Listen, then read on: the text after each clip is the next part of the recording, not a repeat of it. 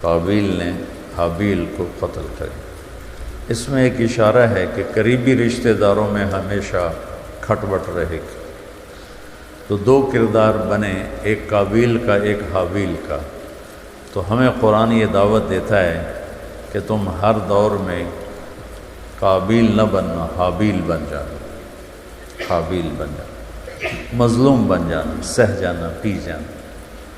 تو مظلوموں کے سردار ہیں امام حسین علی مقام علیہ السلام، کل قیامت کے دن ان کے ساتھ۔ اور اس امت کے ظالموں کے سردار ہیں شمر ابن زیاد ابن سعد یزید۔ میں پتہ نہیں کہاں بیان کر رہا تھا کہ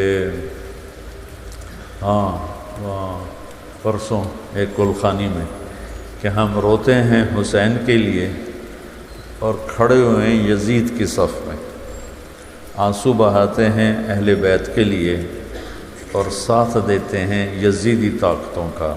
یہ ہمارا وطیرہ ہے۔ تو رشتہ دار ان سے سلوک اچھا ہو، چاہے وہ برا کرے۔ یتیم اپنے خاندان کا ہو، جس نے 4 یتیموں کی کفالت کی تو آپ نے فرمایا انا ہو فی الجنت کا ہاتھ ہے۔ اس نے 4 یتیموں کی کفالت کی تو وہ جنت میں ایسے ہوگا جیسے یہ 2 انگلی اس طرح۔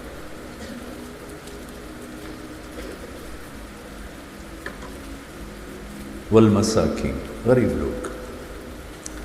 فقیر اسے کہتے ہیں جس کے پاس قوت و یوم، ایک دن کا کھانا ہو کل کا نہ ہو۔ مسکین اسے کہتے ہیں جس کی زندگی ٹھہر، مسکین سکنہ سے ہے، سکنہ ٹھہر جانے کو کہتے ہیں کہ جس کی زندگی اسباب سے خالی ہو کر ٹھہر چکی ہو کہ ایک روٹی کا لقمہ بھی اس کے پاس کوئی نہ، اسے مسکین کہتے ہیں۔ سکن سے ہے مسکین۔ تو ان کے ساتھ اچھا سلوک کرنا۔ پھر آخر میں آ کے دوبارہ وَأَنْ أَقِيمُوا الصَّلَاةَ، نماز پڑھو، آتوا الزَّکَاۃَ، زکوٰۃ دو۔ نماز اللہ سے جوڑتی ہے، زکوٰۃ اللہ کے بندوں سے جوڑتی ہے۔ اب اللہ سے مانگا کرو، یا اللہ مجھے سخی فرما۔ حضرت عمر کی دعا ہے اللہم انی شدید فلینی وبخیل فسخنی، یا اللہ میں سخت ہوں مجھے نرم فرما، میں بخیل ہوں مجھے سخی فرما۔ اس کے بعد ایک اور آیت ہے جو بیان کرنے کی ہے، وہ ہے اللہ نے پہلے پارے میں اپنے نبی کی شان میں ادب سکھایا ہے۔ یا ایھا الذین آمنوا لا تقولوا راعنا وقولوا انظرنا۔ یا ایھا الذین آمنوا یہ پہلی دفعہ آ رہا ہے یہاں، اور پورے قرآن میں یا ایھا الذین آمنوا 99 دفعہ آیا ہے، 89، 89، 80 جمع 9، 89 و 80۔ اور ایک یا ایھا النبی اذا طلقتم النساء، اس کو قائم مقام یا ایھا الذین آمنوا کے قرار دیتے ہیں مفسرین، تو اس طرح اس کو 90 کہتے ہیں۔ پہلی دفعہ اللہ تعالیٰ نے ہمیں اور کسی امت کو اللہ نے یا ایھا الذین آمنوا سے خطاب نہیں کیا سوائے اس امت، اے ایمان والو، عزت دی ہے۔ یا ایھا الذین ہادوا، اے یہودیوں، یا اہل الکتاب، اے عیسائیوں، کتاب والو، اے کتاب والو، ایمان کی گواہی نہیں، اے کتاب والو، عیسائی، یہودی اور جتنوں پر کتاب آئی۔ اور اللہ ہمارے بارے میں کہتا ہے یا اہل الکتاب، یا اہل القرآن نہیں، ہمیں کہتا ہے یا ایھا الذین آمنوا، اے ایمان والو۔ یہ بھی اس امت کے فضائل میں سے ہے کہ اللہ نے کسی امت کو ایمان، اللہ ہمارے ایمان کا گواہ بن رہا ہے کہ تم ایمان والے کیا کرو، لا تقولوا راعنا۔ عبرانی زبان میں راعنا گالی تھے، گالی۔ تو یہود اگر آپ کو کہتے راعنا گالی، اور دوسرا راعینا، راعینا ہمارا چرواہا۔ تو اللہ تعالیٰ نے ہمیں اپنے نبی کا ادب سکھایا، ایمان کی تکمیل ادب رسول کے ساتھ، تکمیل ایمان کا تعلق تکمیل ادب کے ساتھ۔ کہ گستاخی انسان کو ایمان سے خارج کر دیتی، لیکن کون سی چیز گستاخی ہے، کون سی چیز گستاخی نہیں ہے، یہ اہل علم، اہل فتویٰ، خطیب نہیں۔ خطیبوں کو تو تقریر کے سوا آتا جاتا کچھ نہیں۔ بہت کم ایسے خطیب ہوتے ہیں جو علم میں بھی راسخ ہوتے ہیں، ورنہ پاکستان میں تو جو تقریر کر لے وہی خطیب بن جاتا ہے، وہی علامہ بن جاتا ہے۔ تو اللہ نے ہمیں ادب سکھایا ہے کہ ہم اللہ کے نبی کی حیاً و میتا، آپ دنیا سے چلے گئے تو بھی آپ کی عزت، مقام، مرتبہ ایسا ہی ہے جیسے آپ دنیا میں موجود ہیں۔ اور اللہ تبارک و تعالیٰ نے آپ کے سامنے آواز بلند کرنے سے روکی، یا ایھا الذین آمنوا لا ترفعوا اصواتکم فوق صوت النبی ولا تجهروا له بالقول كجهر بعضکم لبعض ان تحبط اعمالکم وانتم لا تشعرون۔ ایسا مقام ادب ہے کہ اللہ نے کہا اگر میرے نبی کے سامنے اونچا بولو گے نا تو تمہارے عمل رد کر دوں گا، سبحان اللہ، تمہارے عمل رد کر دوں گا۔ تو اس کے بعد ابوبکر صدیق کتنا آہستہ بولتے کہ اللہ کے نبی کو کان قریب کر کے سننا پڑتا۔ اور ثابت بن قیس بن شماس بڑے صحابی ہیں، انہوں نے مسجد میں آنا ہی چھوڑ دیا اور روئے جا رہے، ان کی آواز بڑی بلند تھی۔ تو وہ کہنے چلو میرے تو عمل برباد ہو۔ چند دنوں کے بعد آپ نے پوچھا ثابت نظر نہیں آ رہے کدھر؟ کہا جو تو جب سے یہ آیت اتری ہے انہوں نے مسجد میں آنا چھوڑ دیا۔ تو آپ نے انہیں بلوا کر فرمایا تو ان لوگوں میں سے نہیں ہے جن کے لیے بے ادبی کا حکم آتا ہے، تو میرے پیاروں میں سے۔ یہ یمامہ کی جنگ میں شہید ہوئے۔ تو ایک اشارہ ادب رسول ہے، اور اللہ کے نبی کے ادب میں سب سے بڑی چیز آپ کا اتباع ہے، آپ کی زندگی کا اتباع۔ ہم آپ کی عادات اور آپ کے پسند کو اپنی پسند بنائیں تو یہ سب سے بڑا ادب ہے۔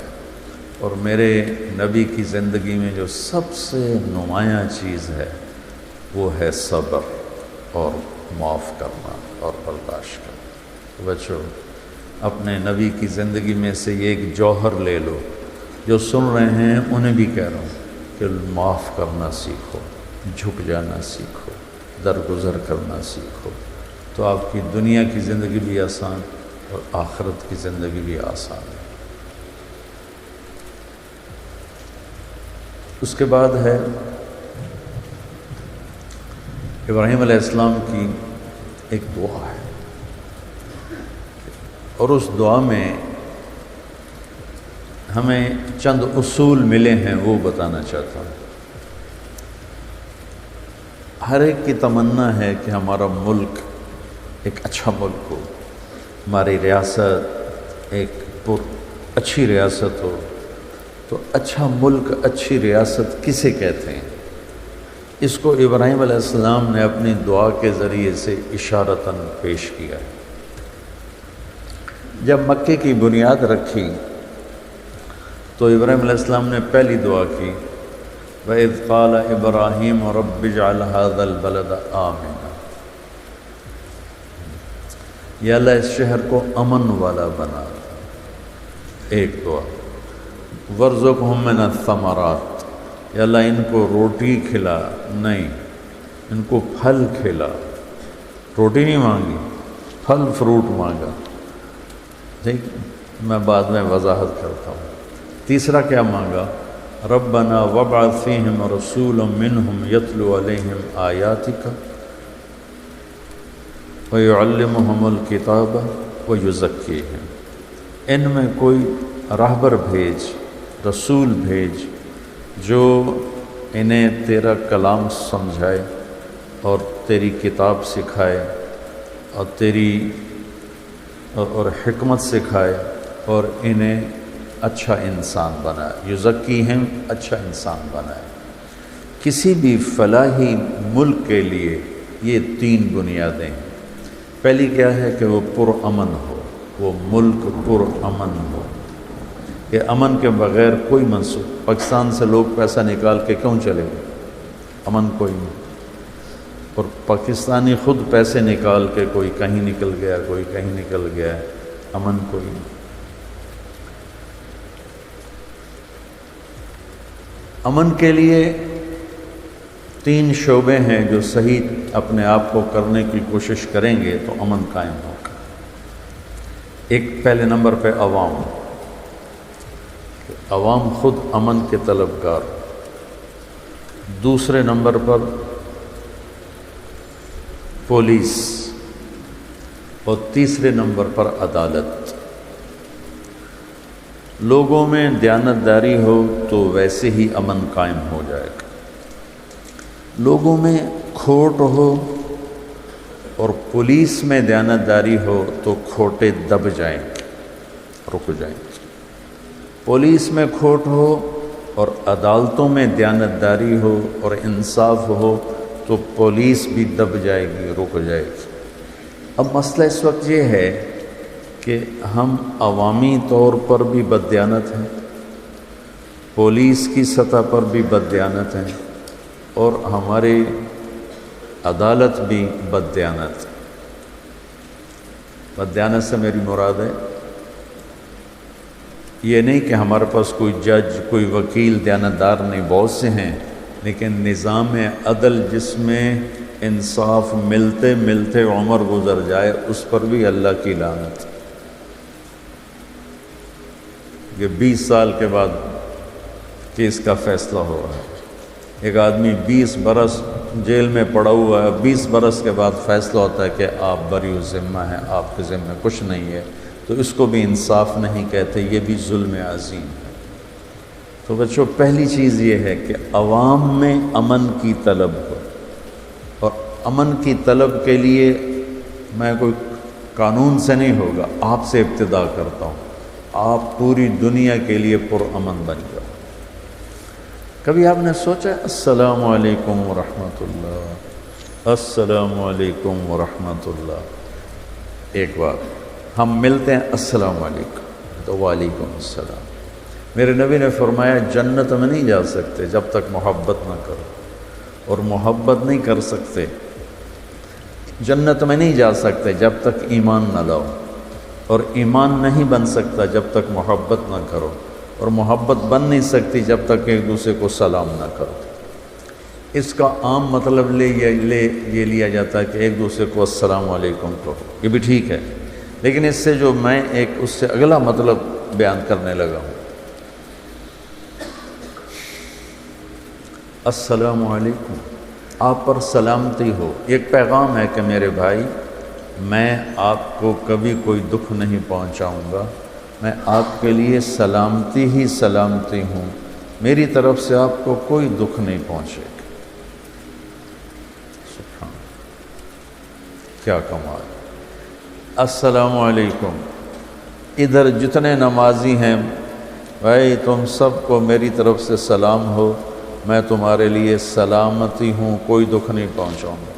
السلام علیکم بھائی، آپ جتنے اس طرف بیٹھے ہو آپ سب کو میرا سلام ہو، میری طرف سے آپ کو کوئی دکھ نہیں پہنچے گا۔ ہم میں ہر فرد دوسرے کے لیے امن بن جائے، کوئی ایسا میرے بچوں شعبہ نہیں ہے کہ حکومت ہاتھ میں آئے گی تو دین آ جائے گا۔ دین ایک صفت ہے جو سیکھنے سے حاصل ہوتی ہے۔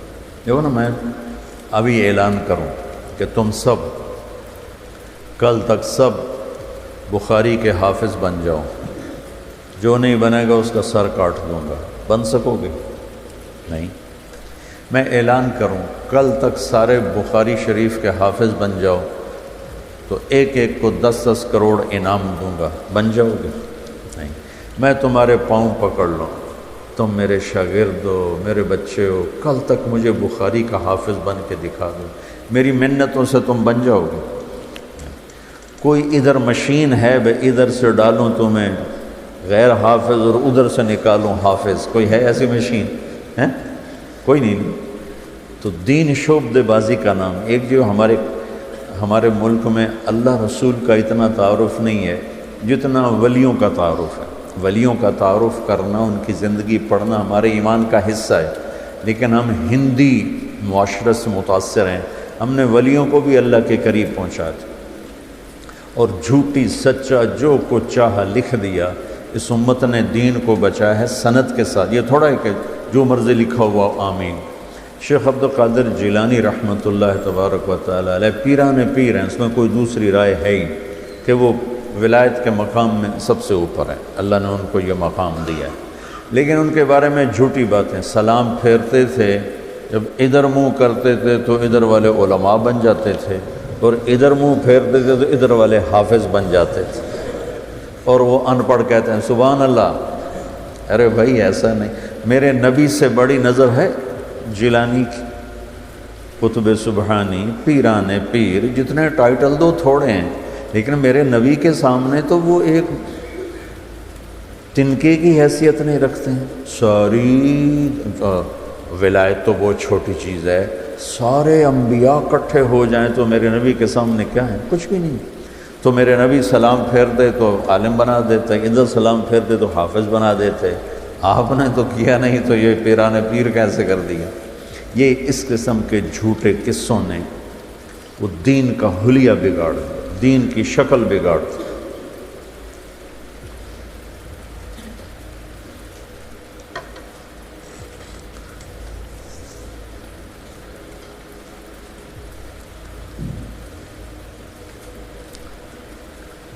ہم ایک دوسرے کے لیے امن بنیں، سلامتی بنیں، پر امن بن جائیں تو معاشرے میں تبدیلی آنی شروع ہو جائے۔ کوئی ایسا پھوکا نہیں، دم نہیں، درود نہیں، حکومت نہیں۔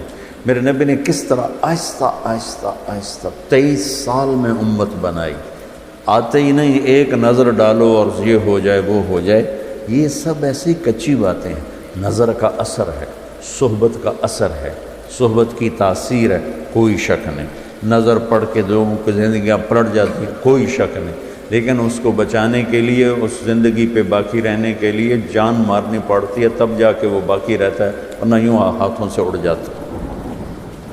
تو اس ملک کو اگر ہم پرامن بنانا چاہتے ہیں تو آپ پرامن ہو جائیں، اور آپ کے لیے پرامن ہونے کی بات یہ ہے کہ فرقہ واریت کی آگ لگانا چھوڑ دیں۔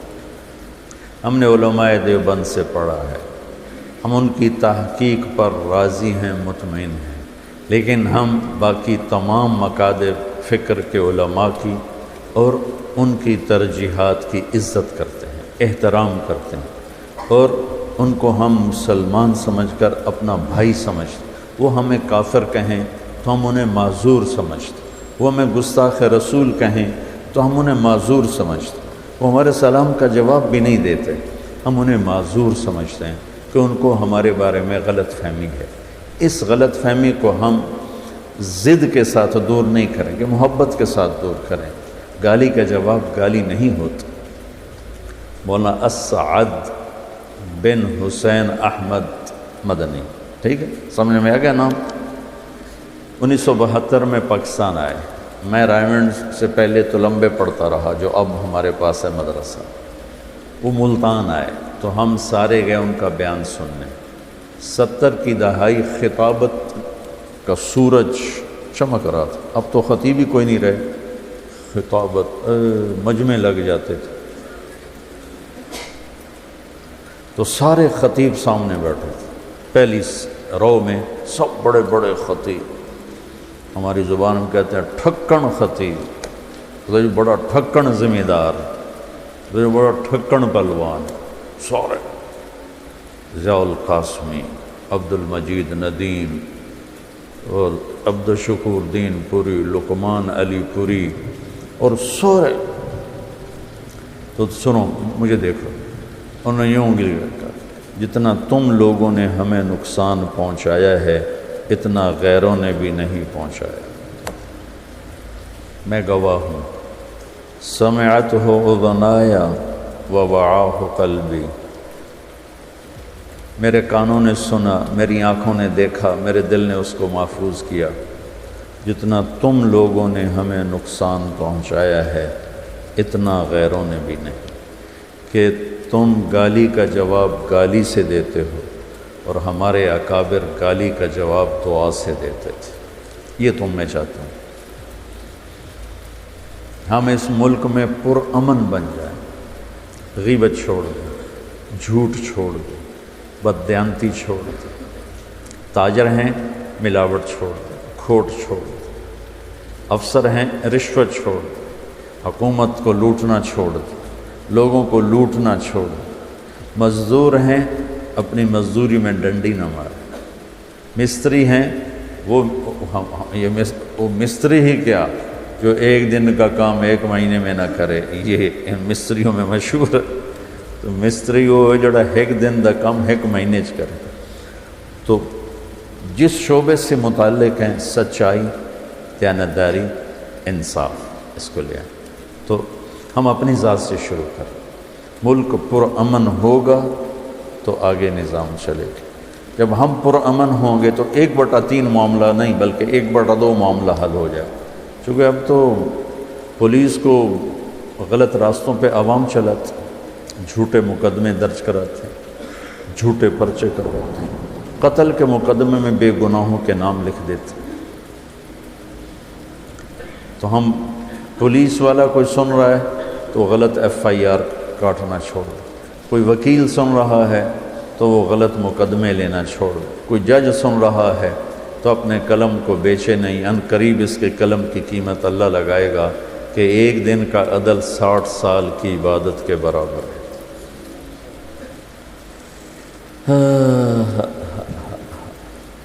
جب ملک پرامن ہوتا ہے تو دوسری چیز پھر مانگی کیا کہ اللہ تعالیٰ ان کو روٹی نہیں کہا کہ ان کو پھل فروٹ، کیلے، سیب، امب، سنگترے، مٹھے، انار، اللہ ان کو یہ کھلا۔ اچھا تو یہ تو پیسوں سے آتے ہیں، تو اس سے میں یہ بات بیان کر رہا ہوں کہ دوسری بات مانگی کہ یا اللہ ان کی معیشت مضبوط ہو، یہ سکھی ہوں، خوشحال ہوں، اکانومی ٹھیک ہو۔ اکانومی ٹھیک کرنے کے لیے کیا کس چیز کی ضرورت ہے؟ ہمارے تاجر دیانتدار ہو جائیں۔ ایک جگہ کچھ لوگ بیٹھے تھے کہ ساری ٹیکسٹائل انڈسٹری تباہ ہو، تو ایک نے کہا اس میں حکومت کا جرم تھوڑا ہے اور ہماری بددیانتی کا جرم زیادہ ہے۔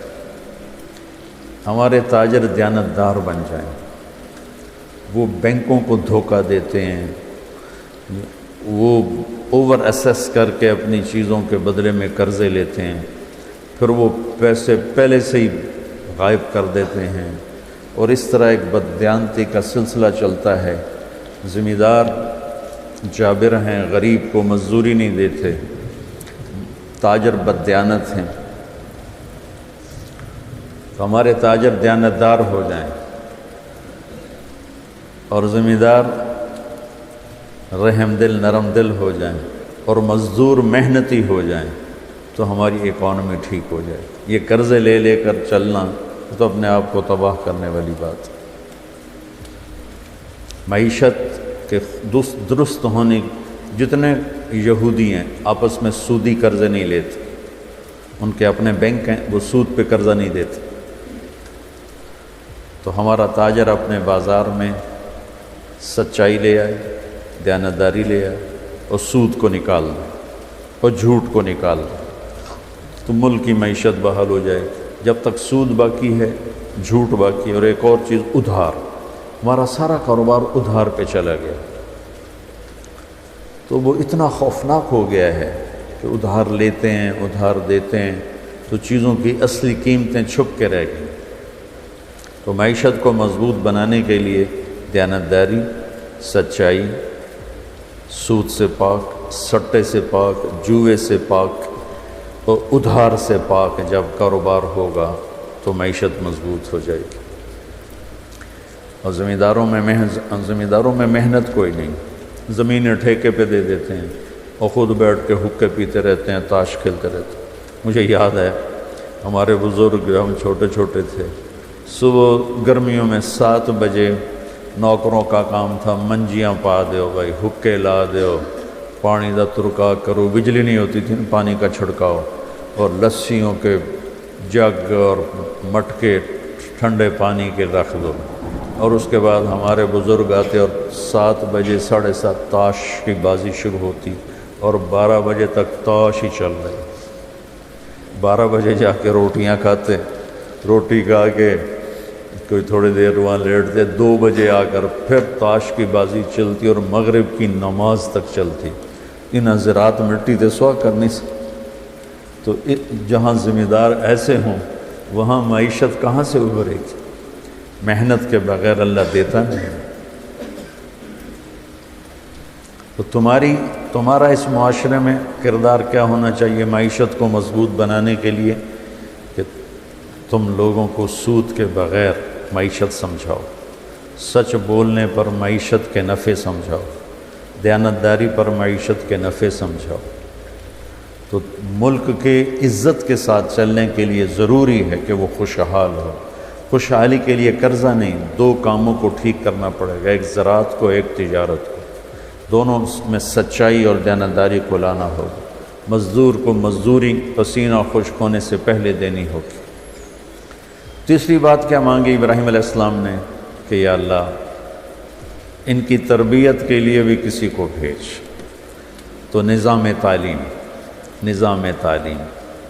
میں اسکولوں کے نظام تعلیم کو روتا رہتا ہوں، لیکن ہمارے تو مدرسوں کا نظام تعلیم بھی ایسا ہے کہ اس سے نکل کر جو بچہ باہر آتا ہے، اللہ کی قسم اس بچے کی قربانی میں کبھی شک نہیں کرتا، بلکہ اس کو دونوں ہاتھوں سے سلام کرتا ہوں کہ اس نے 11 سال اپنی زندگی ایک 4 دیواری میں دے دی، لیکن جب وہ نکلتا تو ایک منفی ذہن لے کر نکلتا ہے، نہ اسے قرآن کے ساتھ مناسبت ہوتی ہے، نہ حدیث کے ساتھ مناسبت ہوتی ہے، نہ اسے شریعت پر گہری نظر ہوتی ہے، وہ صرف چند فقہی مسائل جانتا ہے۔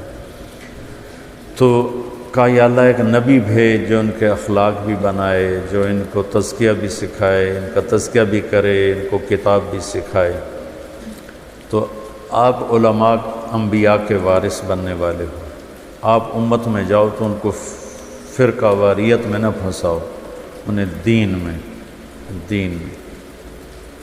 ان کو دین سمجھاؤ، انہیں دین کی طرف لے کر آؤ۔ ایک پرانی بات ہے، ایک پروفیسر رائمنڈ آیا اور چلنا شروع کیا، پھر مجھے ملے، کہنے لگے میں رائمنڈ آیا اور 1 ہفتہ میں چپکے سے رہا، تشکیل نہیں کرائی، اور ہر مجلس کو میں نے اٹینڈ کیا کہ کسی مجلس میں مجھے کوئی فرقہ واریت کی بات ملے، لیکن 7 دن میں ایک مجلس میں بھی کسی فرقے کے خلاف جب میں نے بات نہیں سنی تو پھر میں نے چلہ لگایا۔ میں نے کہا تم تو 7 دن کہہ رہے ہو، میں نے 7 سال رائمنڈ میں پڑھا، میں اپنے استادوں کو جو مر گئے ان کے لیے دعا گو ہوں، اللہ ان کے درجے بلند کرے، جو زندہ ہیں میں ان کے پاؤں چومتا ہوں، کہ میں قسم اٹھا کے کہتا ہوں 7 سال میں ہمارے استادوں نے کبھی بھی بریلوی کے خلاف، شیعہ کے خلاف، وہابی کے خلاف، غیر مقلد کے خلاف ایک لفظ نہیں بولا، ایک لفظ۔ انہوں نے ہمارے ذہنوں کی تختی صاف کی اور اس میں کوئی منفی چیز لکھنے نہیں دی۔ یہی میں تم میں چاہتا کہ اللہ کرے تم میں سے زہریلے نہ بنو، دیوبندیت تمہارے بنیان کی طرح اور امت پناہ تمہارے کرتے کی طرح کہ سب کو سینے سے لگا۔ میں یہ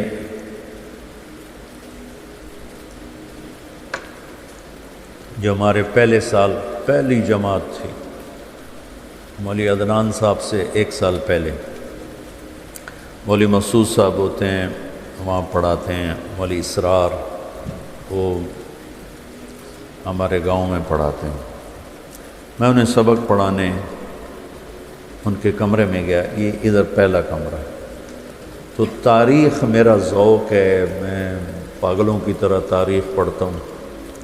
تو ایک کتاب ریک میں لگی ہوئی تھی اور تھوڑا سا باہر تھی ایسے، تو میری نظر پڑی فتوحات،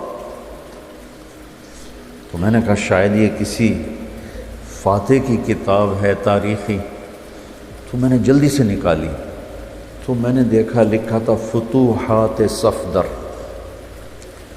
تو نیچے میں نے پڑھا نہیں، تو میرے جی میں آیا کہ صفدر تو کوئی فاتح نہیں گزرا، کیونکہ دنیا کے جتنے بڑے فاتح ہیں اللہ کا فضل ہے، مجھے ان کے نام یاد ہیں۔ ان کی چنگیز خان کی بیوی کا نام برتائی بیگم تھا، ہلاکو خان کی بیوی کا نام دخوزہ تھا، اور ہلاکو کے بڑے بیٹے کا نام تھا جوجی، وہ حرام کا تھا لیکن اس نے اس کو سلطنت میں حصہ دیا، اور چھوٹے کا نام تھا اغدائی، اور اس سے چھوٹا تھا چغتائی، اس سے چھوٹا تھا طلوئی، اور جوجی کا بیٹا تھا اباکا، اور اباکا کا بیٹا تھا برکا۔ مجھے یوں ان کے نام یاد۔ تو اب میں کوئی مطالعہ کر کے تھوڑا ہی آیا ہوں، میں نے کہا صفدر کون سا فاتح ہے؟ نام فتوحات صفدر۔ تو پھر میں نے اندر دیکھا تو میں نے اپنا سر پیٹ لیا۔ وہ امین صفدر اکاڑوی صاحب نے جو غیر مقلدوں سے مناظرے کیے، وہ کتاب بنی ہوئی تھی، اور فتوحات صفدر۔ اگر سبحان اللہ، واہ کیا علم ہے کہ مسلمانوں سے لڑائی کو فتوحات۔ بھلا مناظرے کرنا بھی کوئی دین کا کام؟ مناظرے کرنا تو نری کی نری تباہی اور بربادی کا کام، چونکہ ہمارے علماء تاریخ نہیں پڑھتے، اور ان کو واہ واہ کرنے والے ہر جگہ مل جاتے ہیں۔ اور واہ واہ کرنے والوں کا تو حال ہی ہے، ایک پیر صاحب سے ہم ملنے گئے، بڑے پیر صاحب، لاکھوں مرید، اور بڑے نیک، ایسا نہیں کہ کوئی جاہل، بڑے عالم فاضل۔ تو وہ تشریف فرما تھے، ان کے مریدین بھی تھے، ہم بھی تھے۔ تو اب وہ کچھ کہنے لگے، تو واللہ میں آپ کو صحیح بتا رہا ہوں، میں آنکھوں سے دیکھا، کانوں سے سنا۔ وہ کہنے لگے وہ، اس کے بعد کچھ کہنا تھا تو انہوں نے بھی اتنا ہی کہا وہ۔ ان کے مرید بولے سبحان اللہ سبحان اللہ۔ میں کہا تھوڑی بیڑی بڈھیو کو پیر نو بولن تے دیو نام مراد سبحان اللہ۔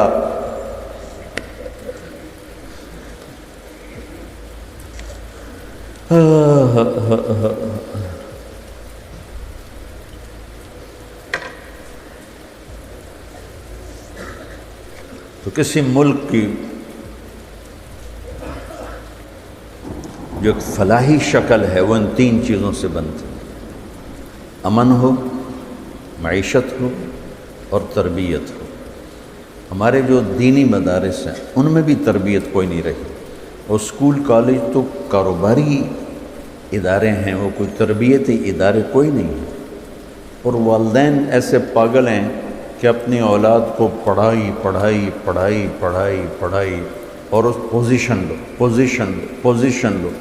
بچے نفسیاتی مریض ہو، کئی بچے خودکشی کرنے کے اخباروں میں آتے ہیں کہ وہ ٹیسٹ کلیئر نہیں کر سکا، اس نے اپنے آپ کو مار لیا، کہ ماں باپ کا اتنا اندھا دھند پریشر ہوتا ہے۔ رزق بیٹا پڑھائیوں پر نہیں، ماتھے پر۔ اور دن رات کے واقع دنیا دیکھی، ان پڑھ لوگ کروڑوں اربوں روپے کے کاروبار کر رہے ہیں، اور بڑے بڑی ڈگریوں والے ان کی نوکریاں کر رہے ہیں۔ تو والدین سے کہتا ہوں کہ اپنے بچوں کو ٹائم دو۔ اگر اپنے بچے کو اچھا انسان بنانا چاہتے ہو، پہلے 10 سال ان کو دے دو، باقی ساری زندگی وہ تمہیں دے دیں گے۔ تو یہ چند باتیں اور بھی ہیں، لیکن آج میرا سر ساتھ نہیں دے رہا، تو آج اسی پہ اکتفا کرتے ہیں کہ ابراہیم علیہ السلام نے ایک خاکہ پیش کیا ہے کہ اچھا ملک کسے کہتے ہیں؟ امن ہو، اکانومی ہو، علم ہو، تربیت۔ اللہم لک الحمد کما انت اہلہ، وصلی علی محمد کما انت اہلہ، وفعل بنا ما انت اہلہ، انک اہل التقوی و اہل المغفرہ۔ یا اللہ، یہ ہمارے درس کا سلسلہ ہمت دے، یا اللہ سر درد رکاوٹ بن رہا ہے، اے اللہ میرے سر درد کو دور فرما اور اسے پورا کرنے کی توفیق عطا فرما۔ ہمارے ان بچوں کو اور جو بھی سن رہے ہیں، جو ہمارے مدارس میں سن رہے ہیں یا باہر سن رہے ہیں، ان سب کو رمضان کی برکت نصیب فرما، پوری امت کو نصیب فرما، پوری امت کو رمضان کی قدردانی نصیب فرما۔ اس رمضان کو امت کی ہدایت کا، عزت کا، بلندی کا ذریعہ اور وسیلہ بنا۔ جہاں جہاں تیرے محبوب کی امت کٹ پٹ کے گئی، ٹکڑے ٹکڑے ہو گئی، انہیں دوبارہ اپنے گھروں میں واپس پہنچا، ان کو عزت والا رزق دے، محفوظ زندگی عطا فرما۔ یا اللہ تو ہم سے، ان سب سے، سننے والوں سے راضی ہو جا، آمین۔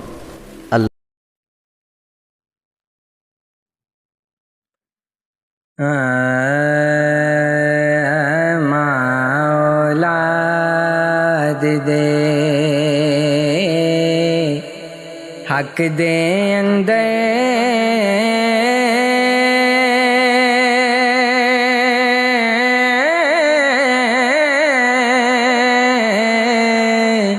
کر دی نت دعاواں، جس پر ماں پہ راضی ہوں،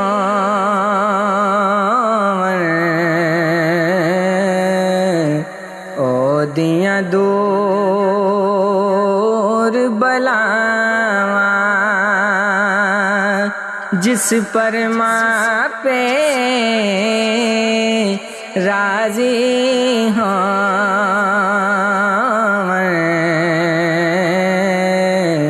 او دیاں دور بلاواں، پر جے ماں پہ راضی ہو کے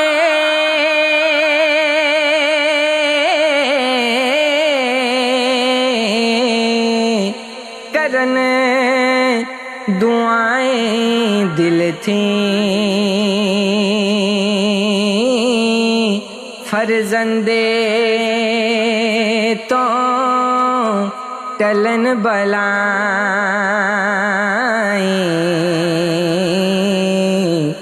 بچ نکلے مشکل تھیں، فرزندے تو ٹلن بلائیں،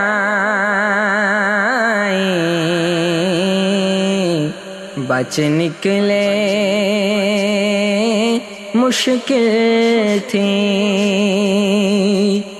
جس قضائے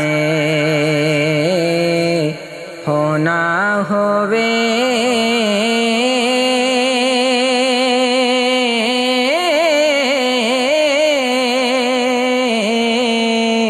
لکھی روز ازل دے،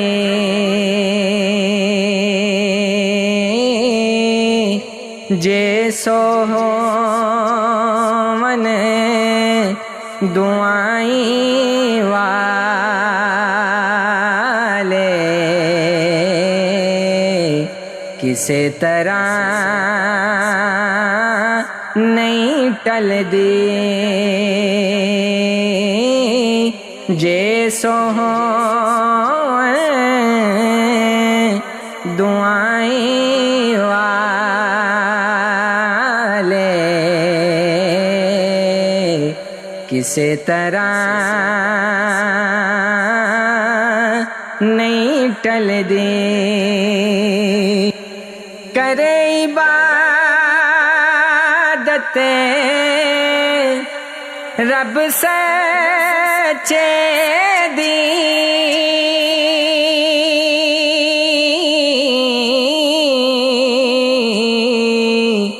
زاری کر کر روے،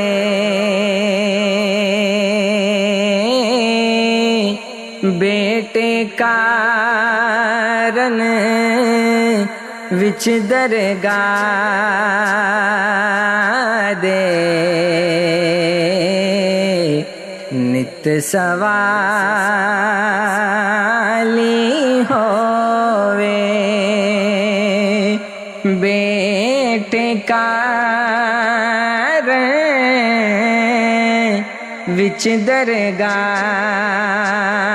دے، نت سوالی ہووے۔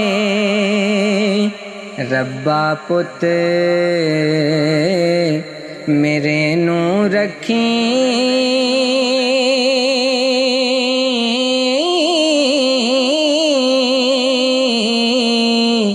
اپنی وچ امانے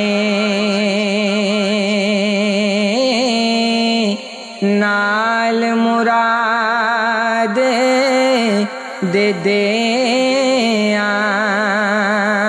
آنی پھیرا ساڈے خانے نال مراد دے دے آنی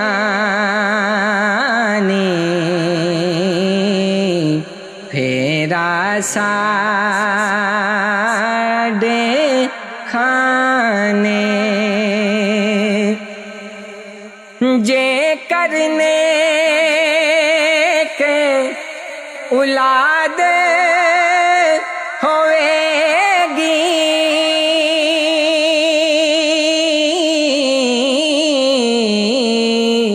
رب والوں پھل پاسی جے بدبخت ہویا تا کانوں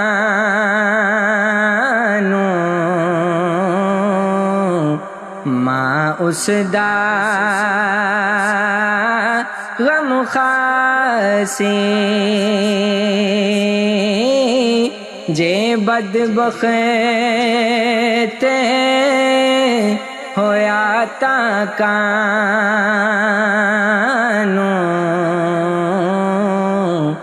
ماں اس دا غم کھاسی کرے عبادت رب سچے دی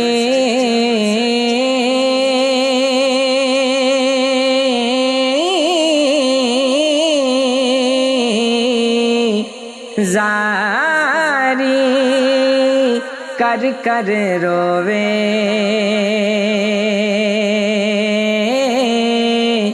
بیٹے کارن وچ درگاہ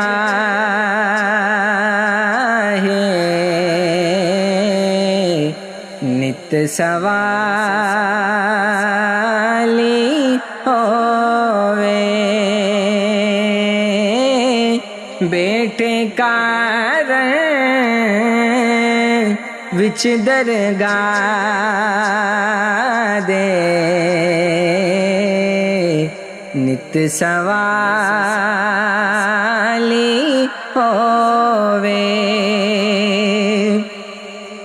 سیاں نال میں کھیڈن گئی ساں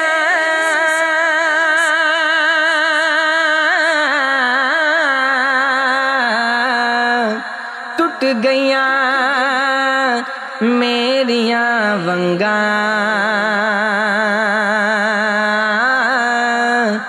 ماں ہندی تے ہور چڑھاؤں دے پیو کولوں منگے دی سنگاں ماں ہندی تے ہور چڑھاؤں دے پیو کو منگے دی سنگاں باپ مرے سر ننگا ہوندا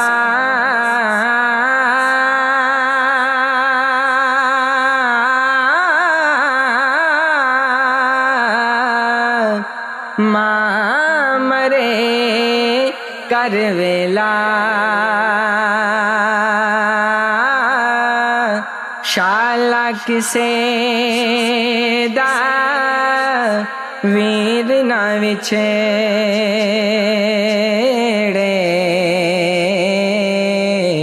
ਨਿਤਾ ਉਜੜ ਜਾਂਦਾ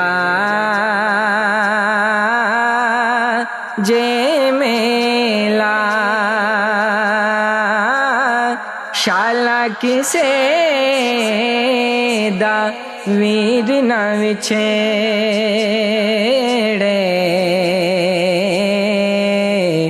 ਨਿਤਾ ਉਜੜ ਜਾਂਦਾ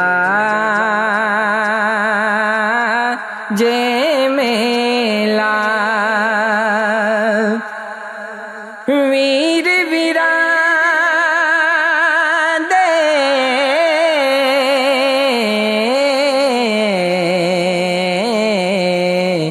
ਵੀਰ ਵੀਰਾਂ ਦੇ ਸੱਜਣ ਹੁੰਦੇ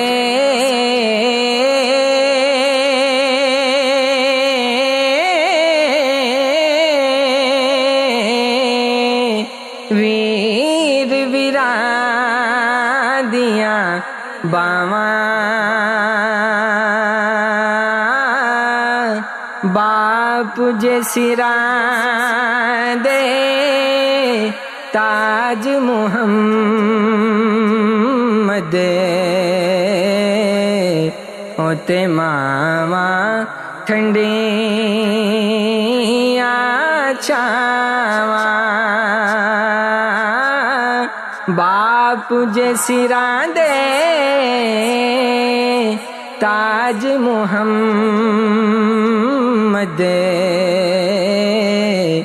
ਹੋਤੇ ਮਾਵਾ ਠੰਡੀਆਂ